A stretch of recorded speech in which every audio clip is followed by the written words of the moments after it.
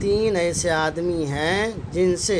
اللہ تبارک و تعالی کلام نہیں فرمائے گا۔ روایت ہے عن ابی ہریرہ رضی اللہ عنہ قال قال رسول اللہ صلی اللہ تعالی علیہ وسلم ثلاثة لا يكلمهم الله ولا ينظر إليهم ولا يزكيهم ولهم عذاب أليم رجل على فضل ماء بطريق يمنع منه ابن السبيل ورجل بايع رجلا لا يبايعه إلا للدنيا فإن أعطاه ما يريد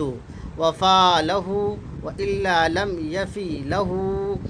ورجل ساوم رجلا بسلعة بعد العصر فحلف بالله لقد أعطى بها كذا وكذا فأخذها۔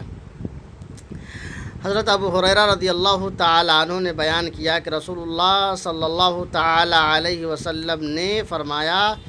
تین طرح کے لوگ ایسے ہیں کہ اللہ تبارک و تعالیٰ ان سے بات بھی نہ کرے گا اور نہ ہی ان کی طرف نظر اٹھا کر دیکھے گا اور نہ انہیں پاک کرے گا،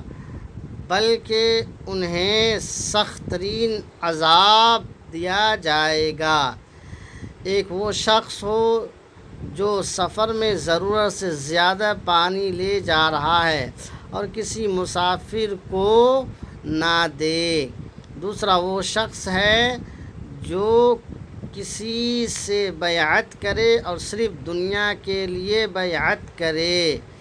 کہ جس سے اس نے بیعت کی ہے اگر وہ اس کا مقصد پورا کر دے تو یہ بھی وفاداری سے کام لے،